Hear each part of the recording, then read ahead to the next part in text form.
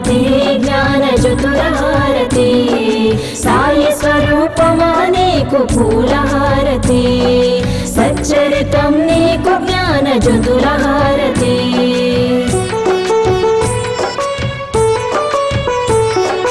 నిత్యం నీ లీలా పఠనంలో మేముంటాము నీ మధుర వచనాలతో మైమరచిపోతాము నీ తోడుగా భక్తి ప్రేమలను పెంచుకున్నాము పాలో వెలిగిన జ్ఞాన జ్యోతులతో హారతి జ్ఞాన హారతి జ్ఞాన జ్యోతుల హారతి సాయి స్వరూపమా నీకు పూల హారతి సచ్చరితం నీకు జ్ఞాన జ్యోతుల హారతి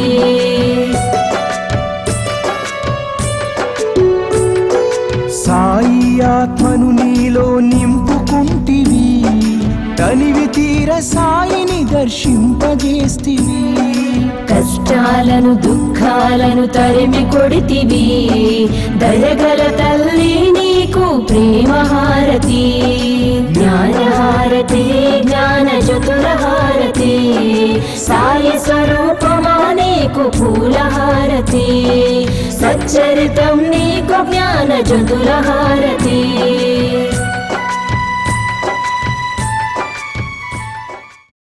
బాబా మార్గంలో సేవలో పాల్గొనాలంటే అదృష్టం ఉండాలి. బాబా భక్తులు కావడం చాలా సులువు. బాబా సేవా మార్గంలో నడవడం అనేటువంటిది చాలా సంక్లిష్టమైనటువంటి పరిస్థితి. ఎందుకని చెప్పనా, సేవ దేనితో ముడిపడి ఉంటుంది? ఆర్థిక విషయాలతో మాత్రమే సేవ ముడిపడి ఉంటుంది కదా. సేవ అనేటువంటిది భక్తితో ముడిపడి ఉన్నటువంటిది కాదు. భక్తి అనేటువంటిది ప్రాథమికంగా మనం బాబా దగ్గరికి రావడానికి. బాబా మార్గంలో బాబా చెప్పినటువంటిది ఏమిటి? ఏం చెప్పాడు బాబా? నన్ను పూజించండి, నా మెడ నిండా కూడా పూలమాలలు వేయండి, నాకు పంచపక్ష పరమాన్నాలు పెట్టండి. ఇది చెప్పాడా బాబా? ఏం చెప్పాడు? ఒక కుక్కకు ఆకలి అయితే 5 రూపాయలు పెట్టి బిస్కెట్ ప్యాకెట్ కొనివ్వన్నాడు. అక్కడ మొదలైంది 5 రూపాయలు, రూపాయి దగ్గర మొదలైంది సేవ. సేవ అనగానే అందరూ ఏమనుకుంటారంటే గుళ్ళో పోయి బండలు తుడవడం సేవ, బాబా దగ్గర ఏదో పడ్డది క్లీన్ చేయడం సేవ. బాబా ఎంత పెద్ద ముడి వేశాడంటే సేవ వెనకాల, ఆ సేవ అనేటువంటి దాన్ని నీకు ఇచ్చి నీ బుద్ధి ఏమిటి అనేటువంటి దాన్ని బయట పెడతాడు. బాబా కోసం 1 రూపాయి వినియోగించాల్సి వస్తే నువ్వు ఆలోచిస్తావా? ఆలోచించకుండా ఇది నేను నా బాబా కోసం ఖర్చు పెట్టుకుంటాననేటువంటి దాన్ని ఆ భావన నీకు వస్తుందా? అందుకనే చాలామందికి ఏంటంటే సేవ అనగానే మనకు ఏదో తోచిన సేవ, ఒక అగరబత్తి ఇవ్వడం, లేకపోతే ఒక ఆర్తికర్పూరం ఇవ్వడం, గుళ్ళో ఒక కొబ్బరికాయ బాబా కొట్టడం, ఇది సేవ కాదు. బాబా చెప్పినటువంటి సేవ చాలా అద్భుతమైనటువంటిది. నీవు ఏమిటి అనేటువంటి దాన్ని బట్టబయలు చేసేటువంటిదే సేవ. కాబట్టి అటువంటి సేవా మార్గంలో ఉండడం అనేటువంటిది చాలా సంక్లిష్టమైనటువంటి పరిస్థితి. ఒకటి, సేవా మార్గంలో ఉండడం అనేటువంటిది ఎంత కష్టమో ఆ సేవను నడిపియడం అంతకంటే పెద్ద కష్టం. ఇప్పుడు అంతే కదా, ఇప్పుడు మనం షిరిడీకి అర్పణం అనేటువంటి కార్యక్రమాన్ని మనం చేస్తున్నాం. 351 రూపాయలు కట్టడానికి ఎన్ని ప్రశ్నలు ఉద్భవిస్తాయి తెలుసా మనుషులు? నేను కట్టిన 351 రూపాయలు నిజంగా బాబాకే ఖర్చు పెడతాడా? నిజంగా ఇది బాబాకే చెందుతుందా? ఇటువంటి అప్పుడు మనం ఆలోచించుకోవాల్సింది ఏంటంటే, మన ప్రాథమిక అవగాహన మీకు చెప్తాను. బాబాకి అన్నదానం అనగానే మనము ఒక రైస్ బ్యాగ్ తీసుకెళ్ళి గుళ్ళో ఇస్తాం. మరి ఆ రోజు అన్నం మాత్రమే వండి పెడితే అన్నదానం అవుతుందా? కూరలు కావాలి, నూనె కావాలి, పోపు గింజలు కావాలి, ప్రతిదీ కావాలి కదా. అలాగే అర్పణం 351 రూపాయల దక్షిణ కేవలం మనం బియ్యానికి సమర్పించేది కాదు. ఈరోజు మనం ఇక్కడ ఈ హాల్ తీసుకున్నాం, దీని రెంట్ ఇంక్లూడ్ అయి ఉంటుంది, ఇక్కడి నుంచి ట్రాన్స్పోర్ట్ ఇంక్లూడ్ అయి ఉంటుంది, హమాలీ ఇంక్లూడ్ అయి ఉంటుంది. ఇవన్నీ ఇంక్లూడ్ అయిన తర్వాతనే దాన్ని సేవ అంటారు. ఇప్పుడు షిరిడీ పోయి హమాలీలు ఉంటారు, లేకపోతే ఇంకో చోట మనం లారీ ట్రాన్స్పోర్ట్ మాట్లాడతాము. ఇది బాబాదయ్య కొంచెం ఫ్రీగా తీసుకెళ్ళమంటే, ఓ పని చేయమని చెప్పండి, బంకులోకి వచ్చి బాబా డీజిల్ కొట్టమని చెప్పండి అని అడుగుతాం డ్రైవర్. దానికి ఏం సమాధానం చెప్తాం మనం? సేవ అనేటువంటిది ఎప్పుడూ కూడా ఆర్థిక వ్యవహారాలతోటి, డబ్బుతోటి ముడిపడి ఉన్నటువంటిది మాత్రమే సేవ.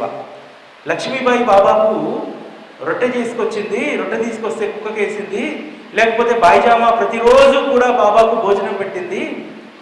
ఊరికే రాలేదు కదా, భోజనం ఊరికే రాదు కదా. దానికి సంబంధించి ఆ పదార్థాలు కొనడానికి కావలసినటువంటి డబ్బును వెచ్చిస్తేనే ఆ రోజు బాబాకు సేవ చేయగలిగాను.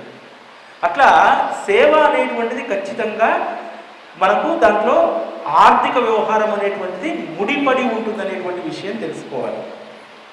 ప్రతిరోజు కూడా మనం హారతిలో పాడుకునేటువంటి దాన్ని ఎవ్వరం కూడా మనం ఇంప్లిమెంట్ చేయం. నీచమజ ద్రవ్య సేవ తవ చరణ రజ సేవ. బాబా, నేను సంపాదించేటువంటి ప్రతి పైసా నీ చరణ సేవకు ఉపయోగపడేలాగా చూడమని చెప్పి అడుగుతాం, కానీ ఆచరణలో దాన్ని పెట్టాం. సత్యర్థం చదువుతాం, ఆచరణలో చాలా విషయాలు పెట్టాం. చాలా విషయాలు పెట్టమని చెప్పి బాబా అనలేదు, ఏదో ఒక విషయాన్ని ఆచరణలో పెట్టమన్నారు. అట్లా బాబాకు సంబంధించినటువంటి విషయాలను అవగాహన చేసుకున్న కొద్దీ చాలామంది ఈ వారం రోజులుగా నేను గమనిస్తున్నటువంటిది ఏంటంటే, మనము 4 గురు పౌర్ణములుగా మనము ఈ సేవా కార్యక్రమాన్ని చేపట్టలేదు. ఎందుకంటే కరోనా వచ్చిన తర్వాత ఒకరికొకరు కలుసుకోవడం అనేటువంటిది 2 సంవత్సరాలు ఇబ్బందికరమైనటువంటి పరిస్థితి. కాబట్టి మనం ఆ సేవను ఆపేసాం. తర్వాత షిరిడీలో మనం కరోనా నుంచి మొన్నటి వరకు కూడా అక్కడ ఎవరైతే అవసరార్థులు ఉన్నారో వాళ్లకు సేవను అందించడానికి మనము కావలసినటువంటి అర్పణాన్ని మరొక రూపంలో దాన్ని అందించడం జరిగింది. అయితే 351 రూపాయి అనగానే చాలామంది అసలు అప్పటి వరకు కూడా నిజంగా నెల్లూరు, ఏలూరు లేకపోతే హైదరాబాదు ప్రాంతాల్లో ఇంతమంది సాయి టీవీని చూస్తున్నారా అనిపించింది. ఎందుకంటే మనం అర్పణం మహార్పణం 1515 రూపాయలు దక్షిణ పెట్టినప్పుడు మహా అంటే గురు పౌర్ణమికి ఒక 600 మంది, శ్రీరామనవమి లాంటి దానికి ఒక 400-450 మంది పాల్గొనేటువంటి వాళ్ళు. కానీ 351 రూపాయల అర్పణం కోసం ఎదురు చూసేవాళ్ళు ఇంతమంది ఉన్నారా అని చెప్పి నాకు ఆశ్చర్యం వేసింది. ఇక్కడ మీకు ఒక అద్భుతమైనటువంటి కథ చెప్తాను. అంటే బాబా దగ్గర మనం ఏం చేస్తున్నాం అనేటువంటి దాన్ని ఒక ఆత్మ పరిశీలన చేసుకోవాలి. ఒక గ్రామంలో ఒక రైతు ఉండేవాడు. రైతు మంచి నాణ్యమైనటువంటి పుచ్చపళ్ళను పండిస్తున్నాడు. ఆ పుచ్చపళ్ళు బాగా బాగా బలంగా ఉన్నటువంటి పుచ్చపళ్ళను ఏం చేసేవాడంటే, తీసుకొచ్చి ఊళ్ళో ఉన్నటువంటి పిల్లలందరినీ పిలిచి పుచ్చపండ్లు కోసి పిల్లలకు ఫ్రీగా ఇచ్చి తినిపించేవాడు. పిల్లలకు చెప్పేవాడు, ముందు మీరు ఆ గింజలు తీసి ఈ డబ్బాలో వేయమని చెప్పేవాడు. పిల్లలు ఆ గింజలు తీసి డబ్బాలో వేసేవాడు. అట్లా కాలం గడుస్తుంది. ఎందుకు ఈయన మాకు ఫ్రీగా ఇస్తున్నాడు, ఈ గింజలు ఎందుకు తీయమంటున్నాడు, పిల్లలకు అర్థం కాదు. తర్వాత ఒక 10 సంవత్సరాల తర్వాత ఆ పండ్లు తిన్నటువంటి ఒక పిల్లవాడు ఆ రైతు తోట దగ్గరికి పోతే చిన్న చిన్న బూర్తి గుమ్మడికాయల కంటే కూడా చిన్నవి, చాలా కొబ్బరికాయ అంత పుచ్చపళ్ళు అక్కడ అన్ని ఏరి రాసులు పోసాడు. పిల్లవాడు అడుగుతాడు, ఆ రైతు అక్కడే ఉంటాడు, తాత ఇంతకుముందు మాకు పెద్ద పెద్ద పుచ్చపళ్ళు ఇచ్చేవాడివి, ఇప్పుడు ఏంటి చిన్న పుచ్చపళ్ళు నీ పొలంలో పండుతున్నాయి, నేల సారం తగ్గిందా, లేకపోతే నువ్వు ఏం చేసావు, వేరే వంగడం ఏమన్నా పెట్టావా అని అంటే ఆ రైతు చెప్తాడన్నమాట, ఇప్పుడు 5 సంవత్సరాలుగా ఈ పొలాన్ని నా కొడుకు సాగు చేస్తున్నాడు. నా కొడుకు ఏం చేశాడంటే పెద్ద పెద్ద పుచ్చపళ్ళను వ్యాపారులకు అమ్మివేసి విత్తనాలు తయారు చేయడానికి చిన్న పుచ్చపళ్ళను మీకు ఇచ్చి తినిపించాడు.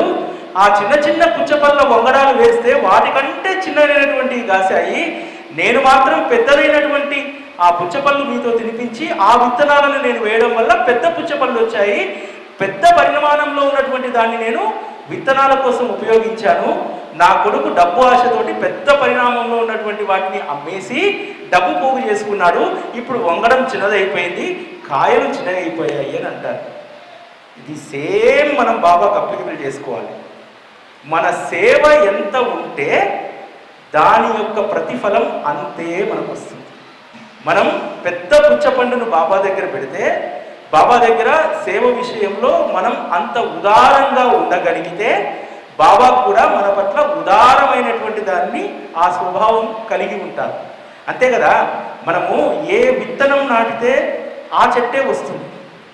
మనము చింతగింజ నాటి నాకు కల్పవృక్షమో లేకపోతే మామిడి చెట్టు విత్తాలంటే అది విత్తది కదా, ప్రకృతి ధర్మానికి విరుద్ధం కదా. బాబా మార్గంలో సేవ కూడా అంతే. మనకు అవకాశం వచ్చినప్పుడు, మనకు అవకాశం ఉన్నప్పుడు ఖచ్చితంగా, ఎందుకనంటే అసలు ఈ అర్పణం అనేటువంటి దాన్ని మేము అసలు ఈ స్థాయిలో అంటే 351 రూపాయలు పెట్టి కష్టపడి అన్ని సెంటర్స్ ఏర్పాటు చేసి, సెంటర్లు పెట్టుకోమంటే భక్తులు ఇబ్బంది పెడతారమ్మా, అమ్మ అప్ప అని చెప్పి సెంటర్లు పెట్టుకునేటువంటి వాళ్ళని ప్రతిమిలాడి సెంటర్లు ఏర్పాటు చేయాల్సినటువంటి అవసరం నిజానికి ఇప్పుడున్నటువంటి పరిస్థితుల్లో లేదు. కానీ చాలామంది దీనికోసం ఎదురు చూసేటువంటి వాళ్ళ సంఖ్య చాలా ఎక్కువైంది. చాలామంది అడుగుతూ ఉన్నారు సంవత్సరం నుంచి, పరిస్థితులన్నీ బాగుపడ్డాయి కదా, మళ్ళీ పెట్టవచ్చు కదా, మాలాంటి వాళ్ళు కాస్త డబ్బు అర్పణానికి 1515 రూపాయలు కట్టనటువంటి వాళ్ళు మా అందరికీ కూడా ఒక ఊరటగా ఉంటుంది కదా, మా చేతితో మేము ధాన్యం పోస్తే అది షిరిడీకి గురు పౌర్ణమికి వెళ్తే మాకు ఒక తృప్తిగా ఉంటుంది కదా అని చెప్పి చాలామంది అడగడంతో చాలా సందర్భాల్లో బాబా దగ్గర చీటీ వేసినా బాబా వద్దన్నాడు. మొన్న గురు పౌర్ణమికి ఎందుకో బాబా దాన్ని అంగీకరించాడు. అయితే ఎందుకు బాబా అంగీకరించారనేటువంటి దాన్ని ఒక విషయాన్ని మీకు చెప్తాను. మనము సాయి టీవీని చాలామంది మీరు చూస్తున్నారు కదా, సాయి టీవీలో ఎక్కడన్నా మీకు ఎవరో చేసినటువంటి దాన్ని అనుసరించేటువంటి కార్యక్రమాలు ఎక్కడన్నా మీరు చూస్తారా? అర్పణం ఉంది, ఇది 100% బాబా సాయి టీవీకి ఇచ్చినటువంటి ఒక బాధ్యత.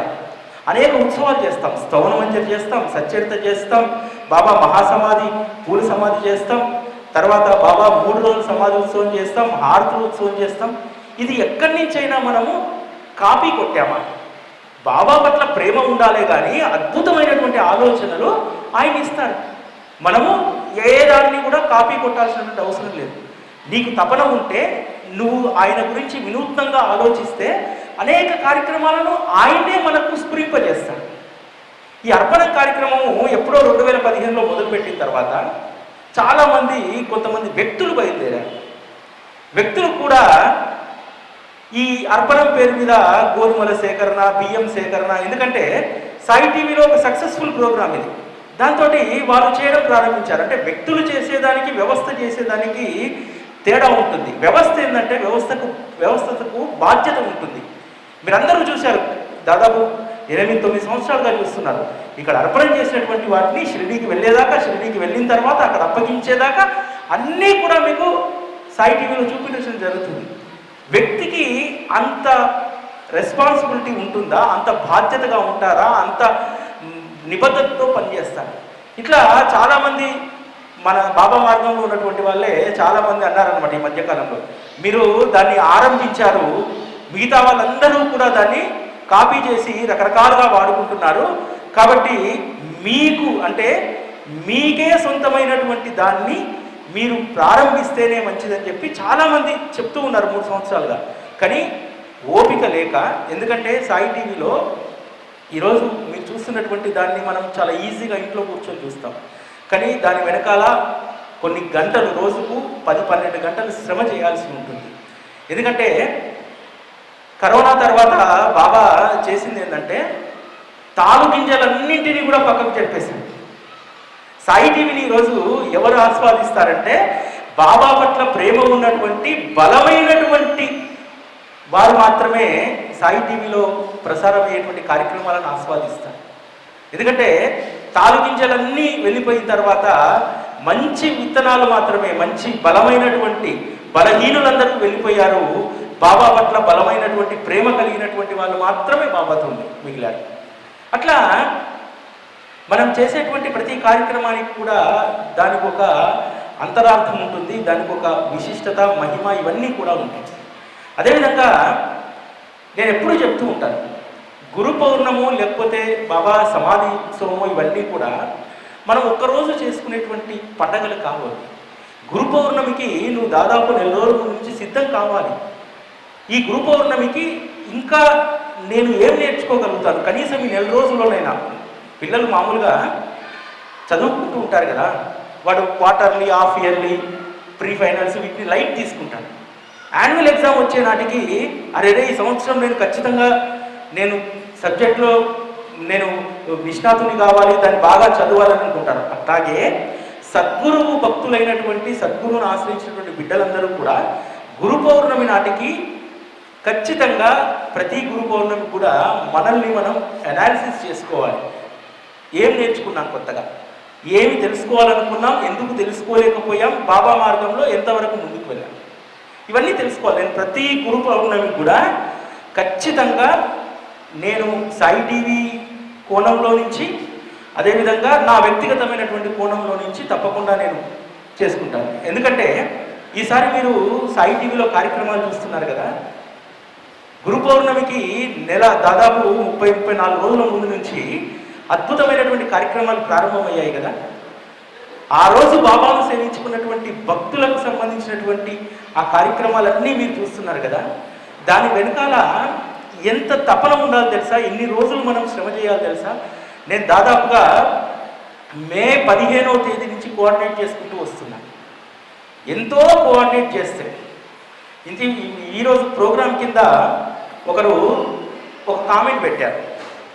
ఆ కామెంట్ సారాంశం ఏంటంటే, సార్ మీరు బాగా అందరి భక్తుల గురించి చెప్తున్నారు, అందరి ఇళ్లలోకి వెళ్తున్నారు, కానీ వీడియో నిడివి 20-22 నిమిషాలే ఉంటుంది, ఇంకా ఆ నిడివి పెరిగితే బాగుంటుంది, ఇంకా ఎక్కువ విషయాలు చెప్తే బాగుంటుంది అని చెప్పి పెట్టారు. నిజానికి బాబాకు సంబంధించి సత్యత చదువుతాం, చదివిన దాంట్లో మనం ఎంత అరాయించుకోగలుగుతున్నాం, ఎంత జీర్ణించుకోగలుగుతున్నాం ఆలోచించాలి. బాబా అనేటువంటి తత్వాన్ని ఒకేసారి ఒడిసిపట్టి నోట్లోకి ముద్దలాగా పెట్టుకునేటువంటిది అది చిన్న పరిణామంలో ఉండేటువంటిది కాదు. ప్రతిరోజు కూడా మనం ఎట్లా అయితే మనం జీవించడానికి ఆహారాన్ని కొద్ది పరిణామంలో తీసుకొని ప్రతిరోజు దాన్ని తింటామో, బాబాకు సంబంధించినటువంటి దాన్ని కూడా కొద్ది కొద్దిగా, ఎందుకంటే మనము ఆహారం గుటుక్కుమని మింగితే దాని టేస్ట్ తెలియదు కదా. అట్లాగే బాబాకు సంబంధించినటువంటి దాన్ని కూడా సత్యత ఒక వారం రోజుల్లో చదివేశాను, గుటుక్ ఏమీ రుచి తెలియదు దాన్ని. ఎప్పుడైతే అందులో ఉన్నటువంటి ప్రతి విషయాన్ని కూడా పెద్దవాళ్ళు చెప్తారు కదా, అన్నం తినేటప్పుడు పంటికింత నుజ్జుయ్యేలాగా తింటేనే నీకు అది ఒంటికి పడుతుందని చెప్తారు కదా.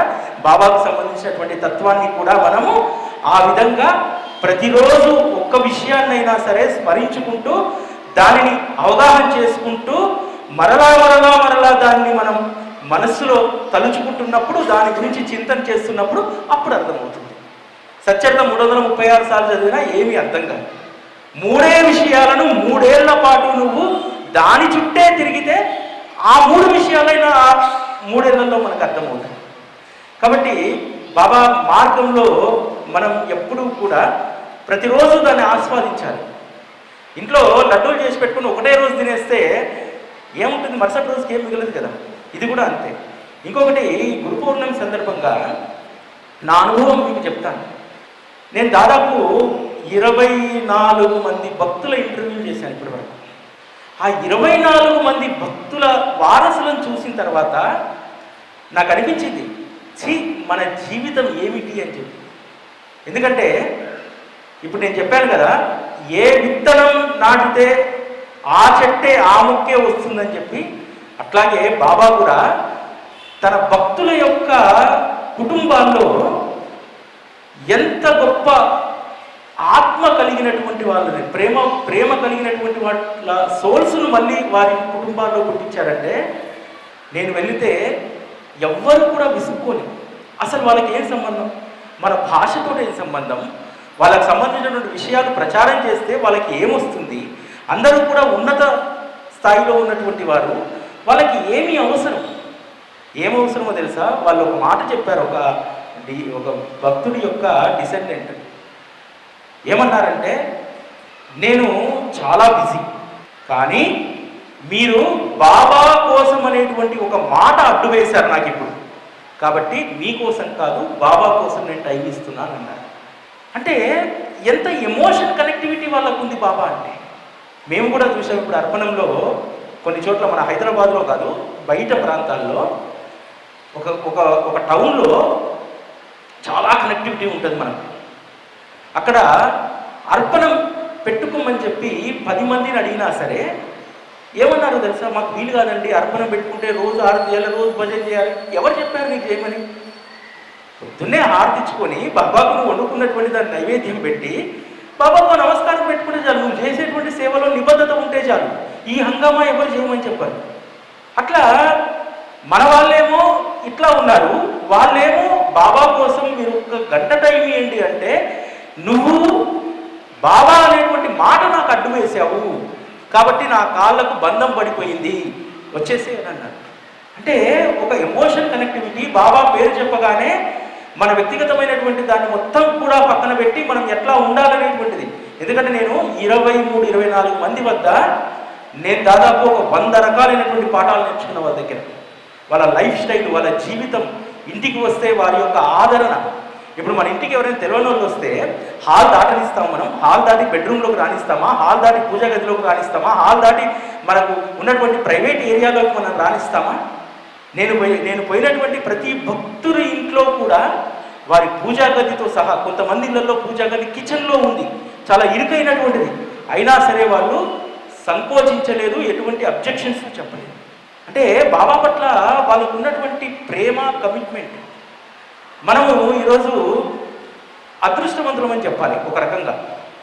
ఎందుకనంటే ఆ రోజు బాబా దగ్గరికి వచ్చినటువంటి భక్తులందరూ కూడా అంతకుముందు విఠలున్నో, దత్తున్నో, ఇంకొకరినో ఆరాధించి వారు ఏదైతే ఉపాసన చేసుకున్నారో ఆ దైవాన్ని బాబాలో చూసి బాబా పట్ల ప్రేమ పెరిగింది. ఈరోజు మనం ఎంత అదృష్టవంతులం అంటే మనం ఏ దైవాన్ని ఉపాసన చేసుకోకుండా నేరుగా సాయే మనకు దైవం అని చెప్పి మనం వెళ్తున్నాం కదా. చాలామంది మనలో అందరము బాబాను బాబాగానే చూస్తాం. ఆ రోజు అంటే ఎక్కువ మందికి బాబా దగ్గర కావడానికి ఆ రోజు కొంత ప్రయత్నం జరిగింది. బాబాను దత్త స్వరూపం అన్నారు, రాముడి అవతారం అన్నారు, రకరకాలుగా చెప్పారు. ఎందుకంటే మన మనస్సు అక్కడ నిలకడగా ఉండాలి కదా, మళ్ళీ అటు ఇటు పోకూడదు కదా. బాబాలోనే అందరినీ చూసుకోమన్నారు. కానీ మన జనరేషను తర్వాత వచ్చేటువంటి జనరేషన్ ఎంత అదృష్టవంతులంటే నేరుగా బాబాను ప్రేమించేటువంటి స్థితికి మనం వెళ్ళగలుగుతున్నాం. ఈరోజు చాలామందికి బాబా దేవుడు కాదు. ఎందుకు కాదంటే ఆయన మన కుటుంబంలో ఒకరు. ఆయనను తండ్రిగా మనం భావిస్తున్నాం, తాతగా భావిస్తున్నాం, రకరకాలైనటువంటి ఎమోషన్తో ఆయన కనెక్ట్ కాగలుగుతున్నాం. బాబా దత్తుడని చెప్పి నేనైతే నాకు వ్యక్తిగతంగా నేనైతే ఎప్పుడూ కూడా బాబాని ఎవరితో పోల్చుకోను. బాబానే. బాబా ఈ కలియుగంలో మనందరినీ ఉద్ధరించడానికి, ఓదార్చడానికి. నిజం చెప్పండి, గట్టిగా సమస్య వస్తే బిగ్గరగా ఎక్కడ ఏడుస్తాం మనం పోయి? బాబా ముందే కదా. ఎవరి ముందన్నా ఏడగలుగుతాము మనం? అసలు చాలామందికి మనస్సు రాయి అయిపోయి గంపెడు కష్టం ఉన్నా సరే దుఃఖం రానటువంటి స్థితి. కానీ బాబా దగ్గరికి పోతే ఆ దుఃఖాన్ని అంతా కూడా నెత్తిన పెట్టుకున్నటువంటి పెద్ద దుఃఖమైనటువంటి కుండను పగలగొట్టుకొని ఆ కుండలో ఉన్నటువంటి ఆ బాధ అనేటువంటి ఆ నీరంతా కూడా కారిపోతుంది కదా. ఒక్క బాబా దగ్గర మనం అలా ఉండగలుగుతాం. అంత గొప్ప సద్గురు దైవం మనకి ఈరోజు మనకు లభించాడు. చాలా చోట్ల నేను ముందు చెప్పినట్టు అనుకరణ ఎట్లా జరుగుతుందంటే మీకు ఒక అద్భుతమైనటువంటి విషయాలు చెప్తాను. అది వినడానికి చాలా విచిత్రంగా ఉండవచ్చు. 2018-19 ఆ సమయంలో గురు పౌర్ణమికి ఇట్లానే అర్పణం ఒక చోట పెట్టడం జరిగింది. పెట్టిన తర్వాత చాలామంది సాయి టీవీలో చూసి అక్కడ వెళ్ళి అర్పణం చేశారు. చేసిన తర్వాత మేము ఎందుకు చెప్తామంటే ఎప్పుడు కూడా ఈ అర్పణానికి ఏ సాయిబాబా మందిరంతో సంబంధం లేదు, సాయి టీవీకి సంబంధించినటువంటి. అక్కడ అర్పణం పెట్టుకున్నటువంటి ఒక ఆవిడ అంది, మళ్ళీ గురు పౌర్ణమికి అర్పణం పెట్టుకోండి అంటే లేదు ఈసారి మేము మా గుడికే చేసుకుంటాము, ఈ అర్పణం మేము పెట్టుకోమన్నా. సంతోషమమ్మా అని చెప్పి. ఎందుకంటే పోనీ సాయి టీవీ యొక్క ఆ స్ఫూర్తితోటి వాళ్ళు చేసుకుంటున్నారులే మనం. ఎందుకంటే ఇది మనం ఇక్కడో హైదరాబాద్లో ఉంటాం, అక్కడెక్కడో మారుమూల గ్రామం, అది మనం ఎందుకు అని చెప్పి అటువంటి పరిస్థితులు వచ్చినప్పుడు మేము చాలా సునాయాసంగా వాటిని వదిలేస్తాం, పట్టి లాగం. వేరే వాళ్ళు ఏం చేస్తారంటే పంతానికి పోయి అదే ఊర్లో ఇంకో మనం పట్టుకొని అక్కడ ఇంకో అర్పణ సెంటర్ పెట్టిస్తాం. ఎవరి కోసం ఇది? మా కోసమైతే కాదు. ఎవరు నిర్ణయించాలి అక్కడ ఉండాలా లేదనేటువంటిది? బాబా నిర్ణయించాలి, మేముగా నిర్ణయించాల్సింది. అట్లా మరుసటి గురు పౌర్ణమికి అర్పణం అద్భుతంగా చేసుకున్నారు.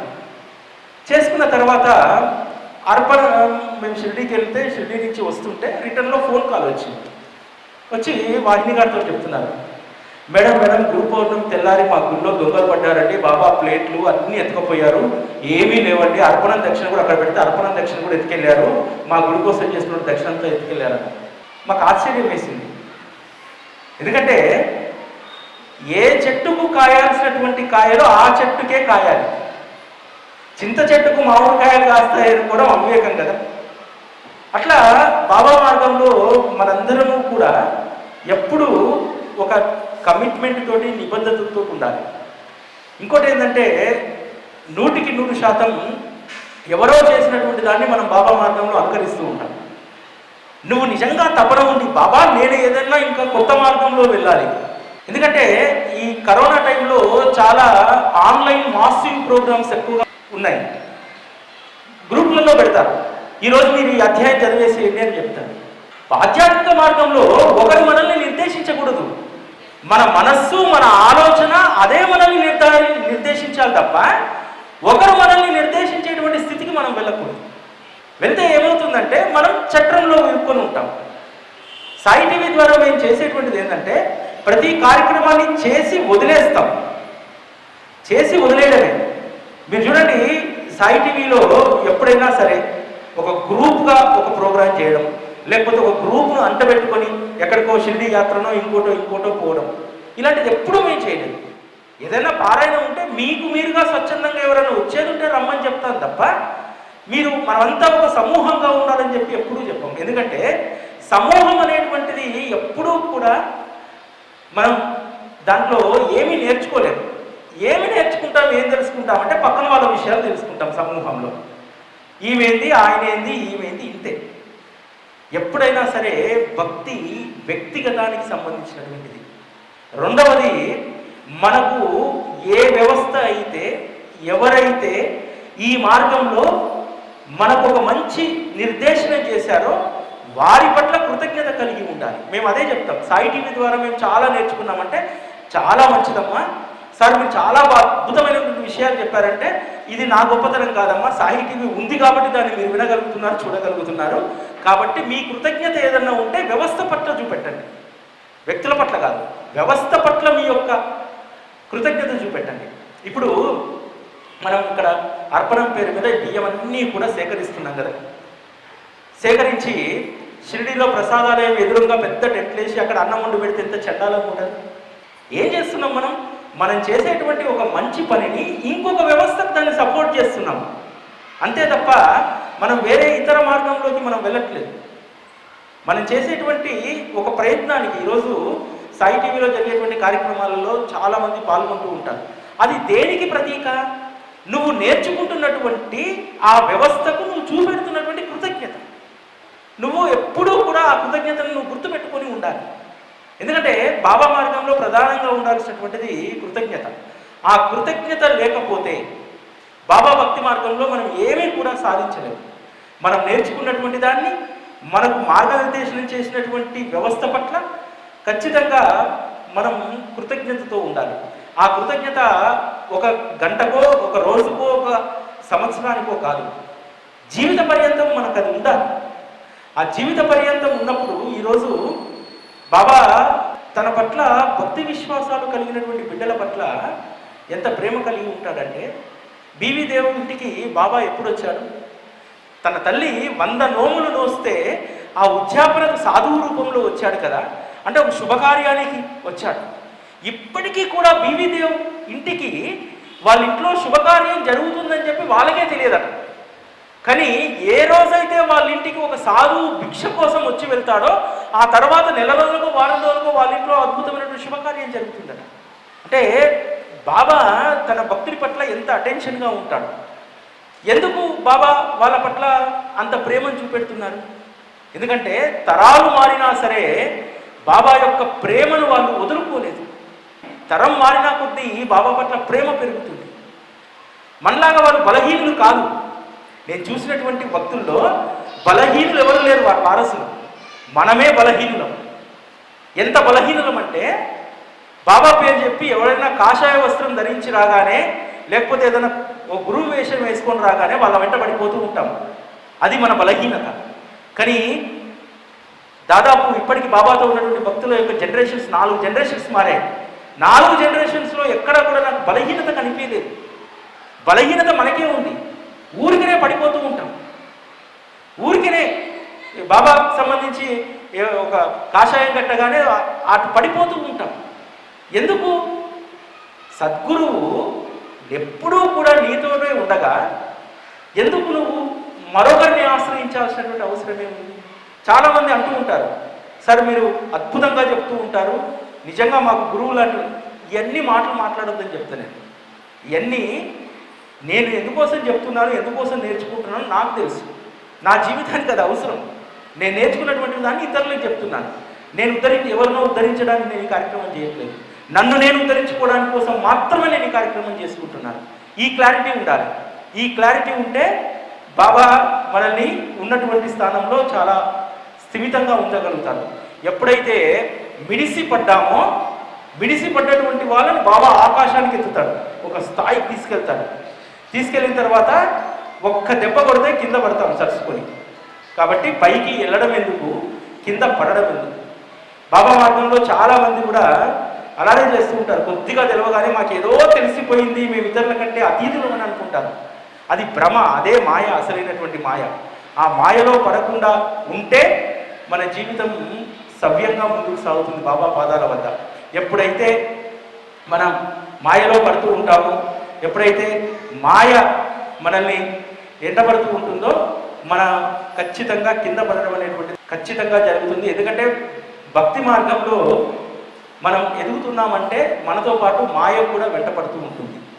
ఆ మాయ పట్ల చాలా జాగ్రత్తగా ఉండాలనేటువంటిది బాబా ఎప్పుడూ చెప్తూ ఉంటారు.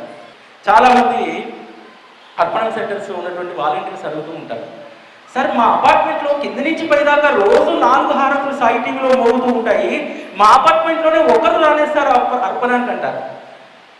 దానికి ఒకటే చెప్తా సమాధానం నేను, అమ్మా ఇది అందరూ వచ్చి అందరూ చేసేది కాదు. ఎవరికైతే అదృష్టం ఉంటుందో, ఎవరికైతే బాబా ప్రేరణ కలిగిస్తారో, బాబా ఏదైనా అనుగ్రహం ఇవ్వడానికి ఖచ్చితంగా ఏదో ఒక సాకును మనకు పెడతాడు.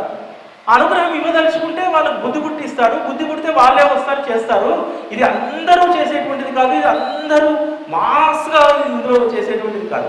ఈరోజు మనం సాయి టీవీలో ఇంత పెద్ద ఎత్తున మనం దీన్ని చేస్తే ఎండ్ ఆఫ్ ది డే ఎంతమంది పాల్గొంటారు? ఒక్క సెంటర్లో 50 మందికి మించి వస్తే చాలా గొప్పది. ఎందుకు మరి ఇంత ఎందుకు చేయాలి అని అంటే చెప్పలేము. బాబా ఏ భక్తుడి కోసం దీనిని మొదలు పెట్టించాడు, ఏ భక్తుడిని ఉద్ధరించడానికి దీన్ని మళ్ళీ చేశాడు. మామూలుగా కామ్గా ఆఫీస్లో కూర్చొని ఏదో మహార్పణం చేసే షిరిడికి అక్కడ కిరాణా సామాను అవి పనిచేస్తే చాలా ఈజీ పని అది. ఈరోజు ఇది ఎంత పెద్ద పని అంటే సెంటర్లను కోఆర్డినేట్ చేయడానికి వాహిని గారికి 45 రోజులు దాని మీదే టైం. ఈరోజు మళ్ళీ రకరకాలైన డౌట్లు వస్తే దాని మీదే, అంటే గురు పౌర్ణమి అయిపోయేదాకా దాదాపు 60-65 రోజులు దీనిపై టైం పెట్టాలి. అదే టైము సాయి టీవీ ప్రోగ్రాంల పేరు పెడితే ఎంత ప్రొడక్టివిటీ, ఒక మంచి ప్రోగ్రామ్స్ అందించగలుగుతాం కదా. ఈ ప్రోగ్రాం ఉందనే దాదాపు నేను నెల రోజుల ముందే ఈ భక్తులకు సంబంధించిన కార్యక్రమాలు అన్నీ చేసేసాను. ఎందుకంటే ఇది స్టార్ట్ అయితే అవి చేయలేమని చెప్పి నాకు తెలుసు. అందుకని ఆ ఇంటర్వ్యూస్ అన్నీ కూడా ఈ అర్పణం ప్రారంభానికంటే ముందే ఇంకో 4-5 చేయాలి, మిగతా అన్నీ కూడా చేసి పెట్టుకున్నాను. ఎందుకోసం అంటే మనం ఒక కార్యక్రమాన్ని ఆరంభించినప్పుడు ఆ కార్యక్రమంకు మనం 100% టైం ఇవ్వలేకపోతే, దాన్ని న్యాయం చేయలేకపోతే, బాబా దగ్గర ఒప్పుకున్నటువంటి పని చేయకపోతే ఎంత గిల్టీగా ఉంటుందో నాకు తెలుసు. చాలామంది చాలా ఈజీగా ఎస్కేప్ అవుతుంటారు, కానీ బాబాకు సంబంధించినటువంటి పనులలో ఒప్పుకున్నటువంటి పని చేయకపోతే అంతకంటే అపరాధ భావం మరొకటి ఉండదు బాబా దగ్గర.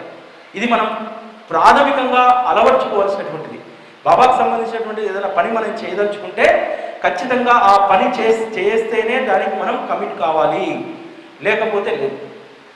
ప్రతిసారి కూడా నేను ప్రోగ్రామ్స్ స్టార్ట్ చేసినప్పుడు, మన మేలో సత్యతకు సంబంధించి స్టార్ట్ చేసినప్పుడు కూడా విపరీతమైనటువంటి ఎండలు కదా, కూర్చొని దాదాపు 1-2 గంటల సేపు కార్యక్రమం చేయాలంటే నిజంగా కొన్ని సందర్భాల్లో విపరీతమైనటువంటి ఇచ్చింగ్ వచ్చింది వీపు.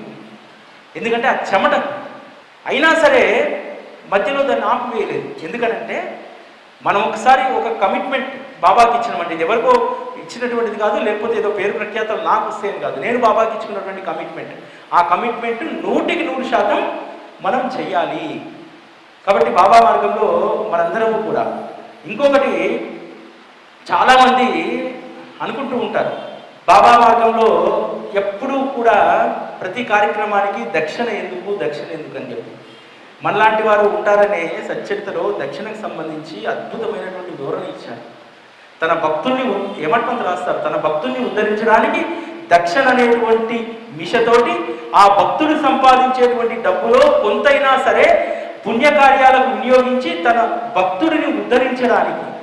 ఎందుకంటే సంపాదించేటువంటి ధనం ఎప్పుడూ మన కోసమే మనం ఖర్చు పెట్టుకుంటే నువ్వు సంపాదించినటువంటి ధనం అది సద్వినియోగమైనటువంటిది కాదు. కనీసం అందులో 5% అయినా నువ్వు సేవకు ఖర్చు పెడితే, లేకపోతే నీకు శక్తి ఉన్న మేరకు దాన్ని వెచ్చిస్తే ఆ వెచ్చించినటువంటి ధనం మాత్రమే సద్వినియోగం అవుతుందని చెప్పి మనకు సచ్చరితలో హేమాడ్పల్ చాలా స్పష్టంగా చెప్తారు.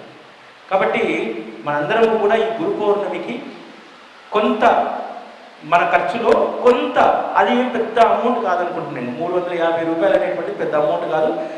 ఈ 350 కాదు, ఒక గొప్ప విషయం ఏమిటంటే 351 రూపాయి పెట్టామని చెప్పి ఇంతకుముందు గత 4 గురు పౌర్ణమిలుగా మనం చేసేటువంటి సేవ ఉంది కదా, మహార్పణం.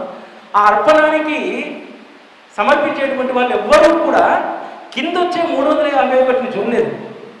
వాళ్ళు ఎప్పుడూ ఇచ్చేటువంటి ఆ 1515 మాత్రమే చూశారు. అది గొప్పతనం. ఎందుకంటే నేను ముందు చెప్పినట్టు బాబా దగ్గర మనం ఎంత బలమైనటువంటి విత్తనాన్ని విత్తితే అంతే బలమైనటువంటి ఫలాన్ని మనం పొందుతామనేటువంటిది మనందరం కూడా గుర్తుపెట్టుకోవాలి. ఈ విధంగా ఈ గురు పౌర్ణమికి మనము ఒక మంచి సేవ, ఆ సేవలో ప్రతి ఒక్కరం కూడా మనం భాగస్వామ్యం కావాలి. ఈరోజు 351 రూపాయలు అనేటువంటిది పెద్ద సమస్య కాదు. ఒక పెద్ద హీరో సినిమా వస్తే ఆ టికెట్ కంటే 50 రూపాయలు తక్కువ. దీన్ని గుర్తుపెట్టుకోవాలి. బాబా కోసం మనం ఇచ్చేటువంటి దక్షిణ దేంతో పోల్చుకోవాలంటే పెద్ద హీరో సినిమా కంటే ఒక 50 రూపాయలు తక్కువే ఇస్తున్నాం బాబాకు. బాబాకు నేను 351 రూపాయలు ఇచ్చానని కాదు, ఒక పెద్ద హీరో సినిమా కంటే 50 రూపాయలు తక్కువే తీసుకున్నాడు బాబా. నా బాబా ఎంత మంచోడు అని చెప్పి బాబాని మనం కొనియాడుకోవాలి. కాబట్టి మీరు ఇక్కడ ఉన్నటువంటి వాళ్ళు మాత్రమే కాదు, ఈరోజు ఈ కార్యక్రమాన్ని చూస్తున్నటువంటి వాళ్ళందరూ కూడా ఒక మంచి సేవలో పాల్గొనడానికి అందరూ కూడా ముందుకు రండి.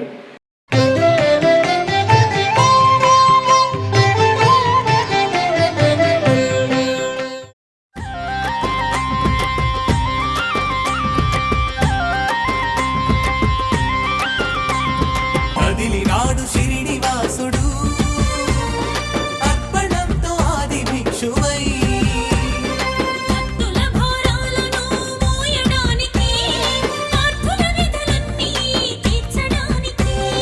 సాయి టీవీ సాధనంగా సమర్పణ భావానికి సరికొత్త భాష్యాన్ని చెబుతూ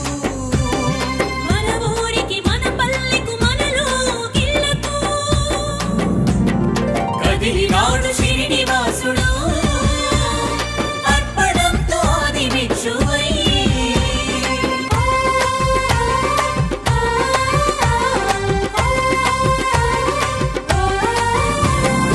ఆవో సాయి అంటూ సమతా మమతలకు ప్రతిరూపమైన భాగ్యనగరు పలుకుతోంది అర్పణంతో సాయికి స్వాగతం. మా బాదర బందీలనన్ని తీర్చమంటూ హైదరాబాదీయులు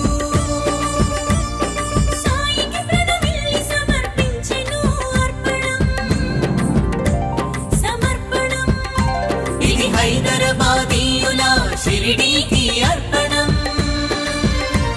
సమర్పణం.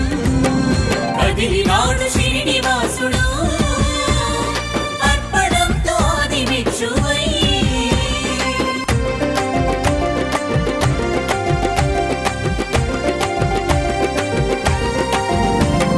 కోటి రతనాల వీణలతో సరాగాలు కూర్చి, తీరొక్క పూలతో బతుకమ్మను పేర్చి,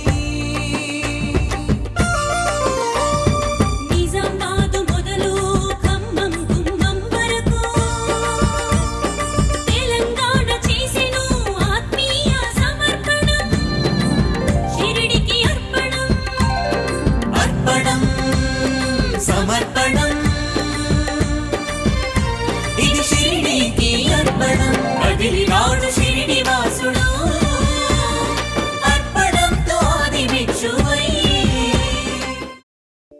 యుగ యుగాల సాధనలో ఘోషించే శాస్త్రములు కృతాయుగము తపస్సున త్రేతాయుగము జ్ఞానమున ద్వాపరంలో యజ్ఞమున కలియుగమున దానము దానములన్నింటిలోన అన్నదానమే మిన్నని ఓ సద్గురు సాయి నా సర్వము నీవేలే ఓ సద్గురు సాయి నా సర్వము నీవేలే